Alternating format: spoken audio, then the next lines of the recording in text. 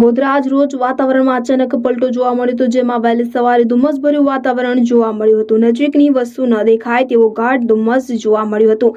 Visibility down થવાને કારણે નાના મોટા તમામ વાહનોએ હેડલાઇટ ચાલુ રાખવાની ફરજ પડી હતી. ઘણા લાંબા સમય પછી ગોધરામાં વહેલી સવારે અદ્ભુત ધુમ્મસનો નજારો જોવા મળ્યો છે. ગોધરાની ધરતીએ રીતસર વાદળાની ચાદર ઓઢી હોય તેવા દ્રશ્યો સર્જાયા હતા અને હિલ સ્ટેશન જેવું વાતાવરણ, એકદમ ઠંડક અને વાદળાઓ વચ્ચે ઊભા રહેવાનું પણ અત્યંત આનંદ આવ્યો હતો.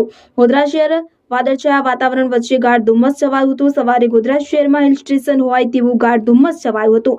શહેરના મુખ્ય રસ્તાઓ પર ચારે તરફ ધુમ્મસ ભર્યું વાતાવરણ આહલાદક નજારો જોવા મળ્યો હતો, પણ વાહન ચાલકોને થોડીક અંશે મુશ્કેલીમાં મુકાયા હતા, કારણ કે ધુમ્મસ એટલું ગાઢ હતું કે નજીકના અંતરેથી પણ કોઈ પણ વસ્તુઓ દેખાતી ન હતી અને વાહન ચાલકોને ફરજિયાતપણે લાઇટો ચાલુ રાખીને ધીમે ધીમે પસાર થવું પડ્યું હતું. બીજી બાજુ રવિ સિઝનના પાક જેવા કે જીરું, ધાણા, ચણા, લસણ, ડુંગળી, ઘઉં જેવા અનેક પાકોમાં નુકસાન થવાની ભીતિ સેવાઈ રહી છે. ઋતુને કારણે ખેડૂતોમાં ચિંતાનો માહોલ જોવા મળી રહ્યો છે.